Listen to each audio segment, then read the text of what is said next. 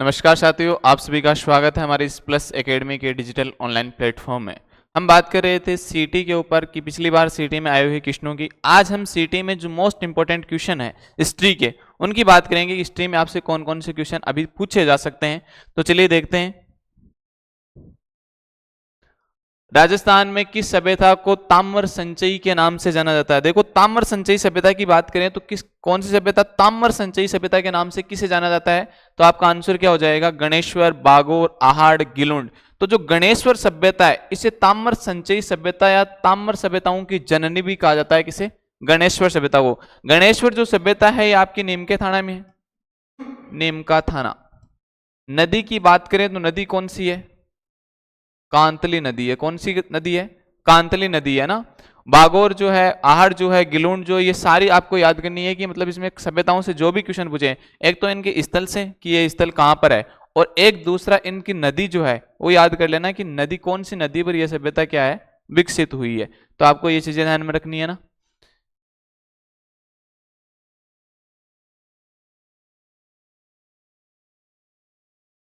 एक मिनट।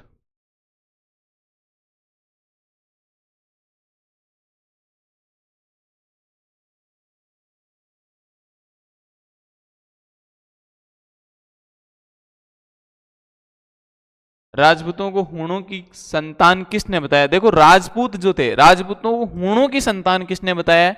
तो colonel toad. Colonel toad तो विदेशियों की संतान तो बताते हैं, लेकिन ये जो बताते हैं ये किसकी बताते हैं? ये जो है सक्सीपियन जाति से बताते हैं। कौन सी?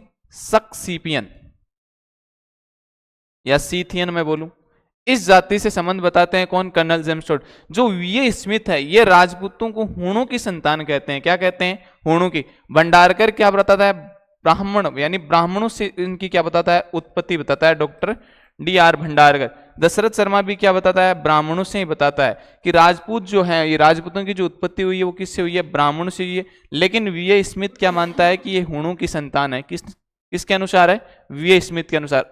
कर्नल टोड विदेशियों की संतान बताता है, जिसमें से मुख्य रूप से आपसे जाति पूछे तो शक सीफियन जाति या शक सीथियन जाति बात कर लेते हैं ना। ठीक है। किस प्रतिहार शासक ने आदि वराह की उपाधि धारण की थी? आदि वराह की उपाधि धारण नागभट्ट, प्रथम, हरिश्चंद्र, वत्सराज, मिहिर भोज। तो मिहिर भोज ने क्या की थी? आदि वराह की उपाधि धारण की थी। नागभट्ट प्रथम की उपाधि थी। इसे कहा जाता है मलेच्छों का नाशक। इसे कहा जाता है मलेच्छों का विनाशक। इसे कहा जाता है इंद्र के गर्व का नाशक। इसे कहा जाता है राम की प्रतिमूर्ति। किसे? नागभट्ट प्रथम। हरिश्चंद्र को जो घटियाला शिला अभिलेख मिलता है अपने को, गठियाला अभिलेख, इस गठियाला अभिलेख में इनका जो नाम है वो रोहिल्दी मिलता है। क्या नाम मिलता है? रोहिल्दी। और ये जो है ये गुजर प्रतिहार वंश के संस्थापक है। कौन? हरिश्चंद्र। वत्सराज जो था, इस वत्सराज को माना जाता है कि ये बहुत ही मतलब शक्तिशाली शासक था। और जो जो गुजर प्रतिहार है, इस गुजर प्रतिहार जो वंश है, इसका वास्तविक जो संस्थापक की बात करें तो किसे कहा जाता है? इस वत्सराज को कहा जाता है। वत्सराज त्रिपक्षीय संघर्ष के जन्मदाता थे। किस संघर्ष के जन्मदाता? त्रिपक्षीय संघर्ष। ये जो त्रिपक्षीय संघर्ष हुआ था, इस संघर्ष की शुरुआत किसने की थी? वत्सराज ने की थी। त्रिपक्षीय संघर्ष जो था वो कन्नौज को लेकर हुआ था। कन्नौज का राजा था हर्षवर्धन। इसकी 647 ईस्वी में मृत्यु हो जाती है। मृत्यु होने के कारण कन्नौज पर अधिकार करने के लिए तीन जो वंश थे उनमें क्या हुआ था? संघर्ष हुआ था। उत्तर भारत की बात करूं तो गुजर प्रतिहार है, बंगाल का पाल वंश आता है, और दक्षिण भारत की बात करें तो एक राष्ट्रकूट राजवंश आता है, जिनके अंदर क्या हुआ था? त्रिपक्षीय संघर्ष हुआ था। और फिर इस त्रिपक्षीय संघर्ष में कन्नौज पर अंतिम रूप से जो अधिकार किया था वो किसने किया था? नागभट्ट सेकंड ने किया था। ठीक है ना। निम्नलिखित में से किस रचना में अमीर खुसरो ने चित्तौड़ पर अलाउद्दीन खिलजी के आक्रमण का वर्णन किया है? तो तबकाते नासिरी, खजाइन उल फतू है, नूह है, सिपेदार। तो खजाइन उल जो फतू है, ये जो है इसमें क्या मिलता है कि अलाउद्दीन के चित्तौड़ पर जो आक्रमण किया गया था उसका उल्लेख किस किताब में मिलता है? तो खजाइन उल फतू है जो किताब है, ये किसकी है? अमीर खुसरो की है। और इसी में क्या मिलती है? इसकी जानकारी मिलती है। चित्तौड़ पर आक्रमण AK के द्वारा कब किया गया था? 1303 ईस्वी में किया गया था, जिसमें यहाँ चित्तौड़ का शासक कौन था? राहुल रतन सिंह था। और राहुल रतन सिंह के दो सेनापति थे, गोरा और बादल। ये इनसे लड़ते हुए वीरगति को प्राप्त हुए थे। और यहाँ पर जो रानी थी पद्मिनी, इस पद्मिनी ने क्या किया था? 1600 राजपूत महिलाओं के साथ में क्या कर लिया था? जौहर कर लिया, जो चित्तौड़ का पहला साका था। कब हुआ था? 1303 में। आक्रमणकारी कौन था? अलाउद्दीन खिलजी था। ये चीज आपको ध्यान में रखनी है ना। महाराणा प्रताप के हाथी का नाम देखो, हाथी पूछा है अपने को क्या होता है कि एक बार जो दिख जाए ना क्वेश्चन, अब गलती से क्या पढ़ते हैं कि महाराणा प्रताप के घोड़े का नाम था, हाथी पढ़ा दिया है लेकिन हम पढ़ते ही नहीं है। तो हाथी का नाम पूछा है तो चेतक, मर्दाना, राम प्रसाद। महाराणा प्रताप की जो हाथी था उस हाथी का नाम क्या था? हाथी का नाम क्या था? राम प्रसाद था। चेतक जो था ये घोड़ा था, किसका था? महाराणा प्रताप का। मर्दाना जो हाथी था ना, मर्दाना हाथी था। और हल्दी घाटी का युद्ध हुआ था ना 18 जून 1576 ईस्वी को, अकबर और महाराणा प्रताप जो उदय सिंह था इनके बीच में युद्ध हुआ था। और इस युद्ध में क्या होता है कि महाराणा प्रताप के मध्य, सॉरी है ना, अकबर और महाराणा प्रताप के मध्य युद्ध होता है हल्दी घाटी का 18 जून 1576 को। इस युद्ध में अकबर की सेना का जो नेतृत्व करते हैं वो मानसिंह है, आमेर के कछवाहा शासक यानी कछवाहा राजवंश का जो क्या था? शासक था। ये क्या करते हैं? नेतृत्व करते हैं। और ये जो मानसिंह इस युद्ध में जो था, इस मर्दाना हाथी पर क्या था? सवार था। मानसिंह मर्दाना हाथी पर सवार था, हाथी पर सवार था। कौन? मानसिंह। हल्दी घाटी के युद्ध की बात करें, हवाई जो था ये हवाई अकबर का बहुत प्रिय हाथी था। अकबर का हाथी था ये, अकबर के पास में था कौन सा? हवाई। और हवाई अकबर को बहुत ज्यादा पसंद था, यानी हवाई इस अकबर जो था ये हवाई से बहुत ज्यादा प्रेम करता था। अब हुआ था कि हल्दी घाटी का जब युद्ध हुआ था तो इस युद्ध में क्या हुआ था कि मुगलों के द्वारा इस राम प्रसाद जो हाथी था, इस राम प्रसाद हाथी को क्या कर लिया था? बंदी बना लिया गया था। और बंदी बनाने के बाद में आगरा ले जाया गया था। लेकिन यह क्या करता है कि एक कोने में जाकर बैठ जाता है। मुगलों की सेना के द्वारा, मुगलों के द्वारा इसे अच्छा भोजन करवाया जाता है, लेकिन यह भोजन नहीं करता है क्योंकि इतना स्वामी भक्त ये हाथी था। महाराणा प्रताप के तो पास जानवर जो था ना वो भी इतने स्वामी भक्त थे। राजस्थान में तो देखो अकबर ये सोचकर, मतलब ये सोचता है कि यार महाराणा प्रताप कितना स्वामी भक्त होगा जब उसके जानवर भी इतने स्वामी भक्त हैं। तो ये जो राम प्रसाद है, ये राम प्रसाद भोजन नहीं करता है। और अकबर ने इसका नाम बदल कर क्या कर दिया था? पीर प्रसाद कर दिया था। अकबर के द्वारा इसका नाम बदल कर क्या कर दिया गया था? पीर प्रसाद, पीर प्रसाद कर दिया गया था। तो ये चीज भी आपको पूछी जा सकती है कि महाराणा प्रताप के हाथी का नाम मुगलों के द्वारा क्या रखा गया था? तो पीर प्रसाद रखा गया था ना। जोधपुर के किस शासक को अकबर ने सवाई राजा की उपाधि दी है? को जोधपुर के कौन से शासक हैं जिनको अकबर के द्वारा सवाई राजा की उपाधि दी? तो मोटा राजा उदय सिंह, उदय सिंह को तो मोटा राजा की दी थी। महाराणा गज सिंह, राव सूर सिंह, तो आंसर क्या हो जाएगा? राव सूर सिंह। ये राव सूर सिंह जो था इसे क्या दी गई? सवाई राजा की उपाधि दी गई थी। मोटा राजा ये पहले ही अकबर की शरण में चला जाता है। और एक इसका भाई राम था, ये राम भी अकबर की शरण में चला जाता है। महाराज गज सिंह के पास में, ये महाराजा गज सिंह इसके पास में थी दलथंबन की उपाधि, दलथंबन। इस दलथंबन की उपाधि थी। दलथंबन का मतलब क्या होता है? फौजों को रोकने वाला। और दलथंबन की जो उपाधि दी थी ये जहांगीर ने दी थी। किसको दी थी? गज सिंह को दी थी, है ना। और जसवंत सिंह 1678 ईस्वी में इसकी मृत्यु हो जाती है अफगानिस्तान में जमरूद वाले बाग पर, जिनकी मृत्यु के उपलक्ष्य में औरंगजेब ने कहा था कि आज कुफर का दरवाजा टूट गया था। यह भी आपको याद रखना है ना। अकबर द्वारा निम्नलिखित में से किस शासक को शमशाबाद एवं नूरपुर की जागीर एवं राय की उपाधि भेंट की थी? किसने की थी? यानी राय की उपाधि भी दी थी। तो मोटा राजा उदय सिंह, आमेर के मानसिंह, बीकानेर के राय सिंह, अमर सिंह राठौड़। तो आंसर क्या हो जाएगा? बीकानेर के राय सिंह को इसे अकबर ने क्या की थी? राय की उपाधि प्रदान की थी। अमर सिंह राठौड़ की बात करें तो अमर सिंह राठौड़ था कहां से? मेड़ता, नागौर, है ना। ये नागौर का शासक था, इसे नागौर का परगना दिया गया था। और ये अमर सिंह जो था ये बड़ा खतरनाक था। ये अमर सिंह जो क्या था? सांझा के दरबार में रहता था। अमर सिंह राठौड़ जो था सांझा के दरबार में रहता था। तो एक दिन सांझा से इन्होंने छुट्टी मांगी। सांझा का एक सलावत था बख्शी खां। ये बख्शी खां से छुट्टी मांगता है तो बख्शी खां ने कहा कि नहीं अभी छुट्टी नहीं दी जा सकती, अभी तो क्या है कार्य बहुत ज्यादा है। तो इन्होंने एक बार फिर मांगी तो भी इन्होंने मना कर दिया सलावत बख्शी ने। तो फिर एक दिन क्या हुआ था? सांझा और ये सलावत बख्शी एक दूसरे के आमने सामने खड़े थे। तो इस सलावत बख्शी ने अमर सिंह आया, अमर सिंह ने कहा कि सांझा मुझे गाँव जाना है, छुट्टी दो। तो इन्होंने जो कहा, ये जो सलावत बख्शी थे इसने कहा गंवार कहेगा, इतना ही कहा था, इतने में तो इसने कटार निकाली और इसके सीने में भोंक दी थी, और कटार भोंक कर हत्या कर दी किसकी, सलावत बख्शी खां की कर दी थी। ठीक है ना, तो ये चीज भी याद रखनी है। निम्न में से कौन से कछवाहा शासक ने मीणाऊ को हराकर आमेर को अपनी राजधानी बनाया था? यानी आमेर को, देखो कछवा वंश जो था ना, कछवा वंश का संस्थापक कौन है? दूल्हे राय है। ये दूल्हे राय तो क्या है, इसके संस्थापक है। क्या है? संस्थापक। और आमेर को राजधानी बनाने वाला कौन है? कोकिल देव है। इस कोकिल देव ने क्या किया था? कोकिल देव ने आमेर पर जो मीणाऊ का अधिकार था, मीणाऊ को हराया, पराजित किया, इनसे युद्ध किया, युद्ध में इनको पीटा, पीटने के बाद में आमेर को क्या कर लिया था? अपनी राजधानी बना लिया था। जो ये मानसिंह है, ये मानसिंह तो अकबर की सेवा में रहते हैं, बहुत सारे युद्ध लड़े थे। भारमल जो है, ये भारमल राजस्थान का ऐसा प्रथम शासक जिसने 1562 ईस्वी में मुगलों की अधीनता स्वीकार की, नहीं बल्कि न अधीनता स्वीकार ही नहीं की, बल्कि मुगलों के साथ में वैवाहिक संबंध स्थापित करने वाला राजस्थान का जो पहला शासक था वो कौन था? भारमल था, 1562 ईस्वी में। इस भारमल ने अपने पुत्र भगवंत दास को और अपने जो पौत्र था मानसिंह को, इनको अकबर की सेवा में भेजा था। ठीक है ना, तो ये चीज भी याद रख लेना।